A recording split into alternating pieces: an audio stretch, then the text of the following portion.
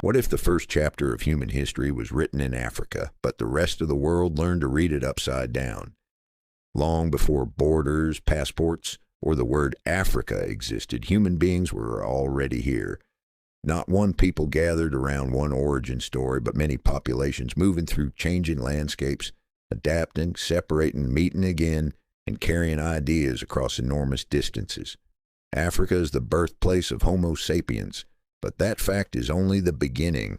The deeper story is how one continent became home to thousands of societies, languages, political systems, belief traditions, and ways of life. Africa is not one story, it is a continent of many histories. Visual, fossil reconstructions, changing African landscapes, and a map showing early human dispersals. The oldest evidence of our species points to Africa. Homo sapiens evolved here roughly 300,000 years ago. Fossils and archaeological evidence show that early humans lived across different parts of the continent in environments that range from grasslands and forests to deserts and coastlines. Scientists do not describe this as a single moment in one exact place, followed by one simple migration. Human evolution was a long process. Populations changed over time, interacted with one another, and spread across Africa before some groups began moving beyond it.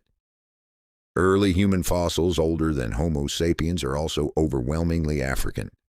That includes evidence of earlier members of the human family who walked, hunted, made tools, and responded to changing climates long before our species appeared.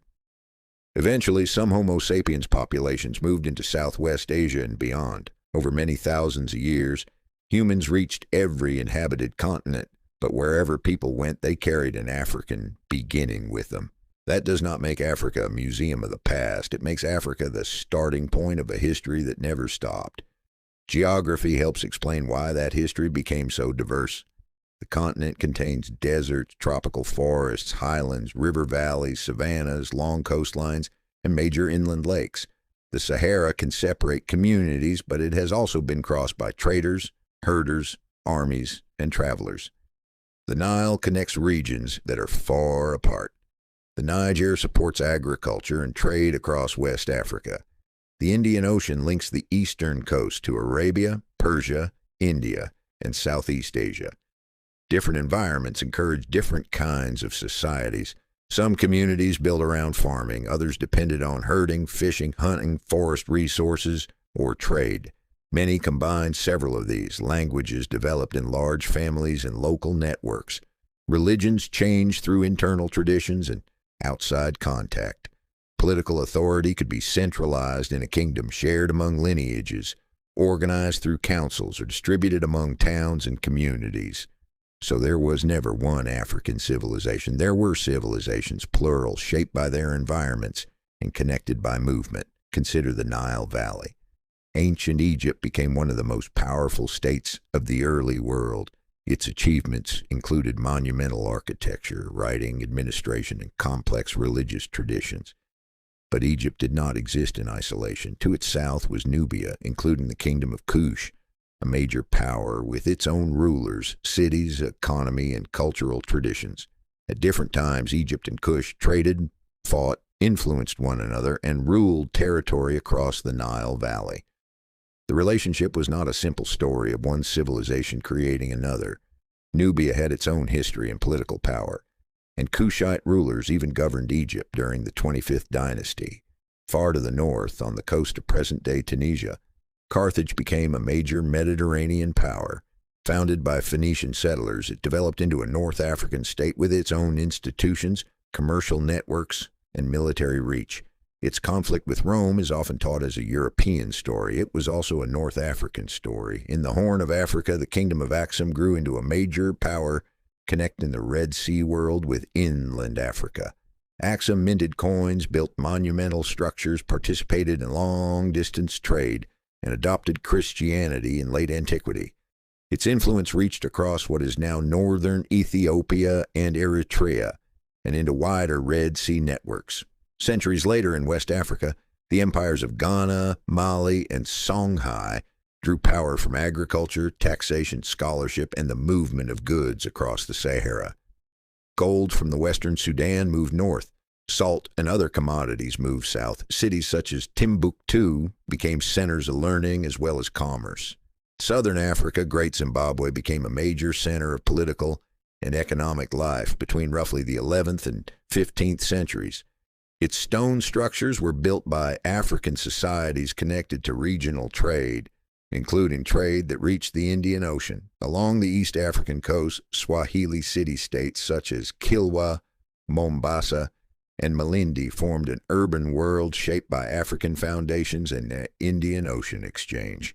Their culture developed through local histories and contact with Arab, Persian, Indian, and other communities. Swahili society cannot be reduced to an outside influence. It was African, coastal, cosmopolitan, and internally diverse.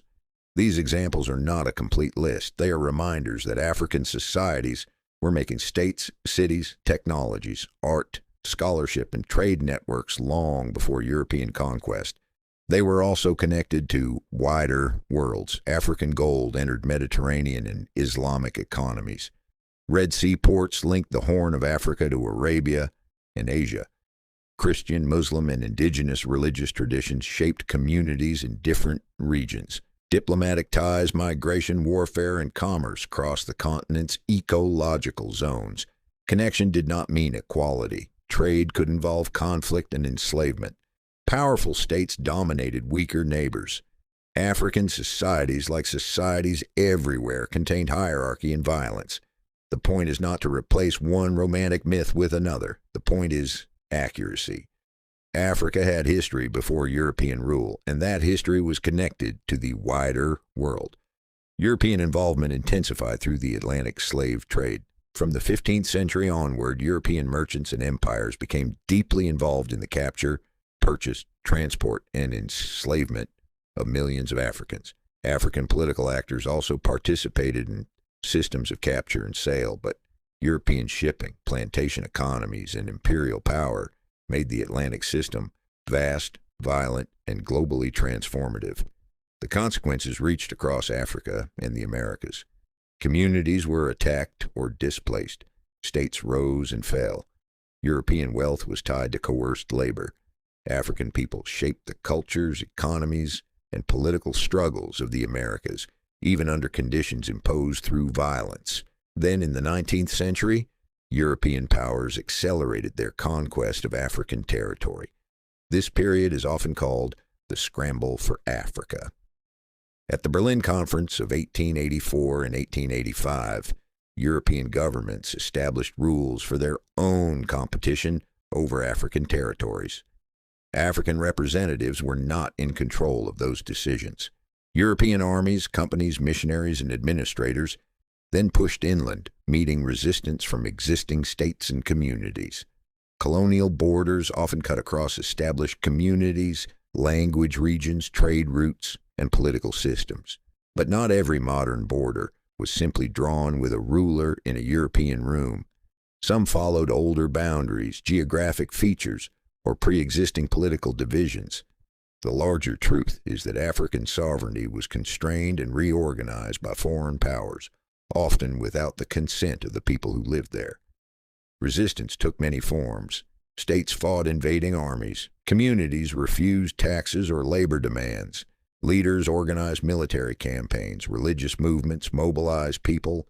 Workers, students, journalists, and political organizers challenged colonial rule.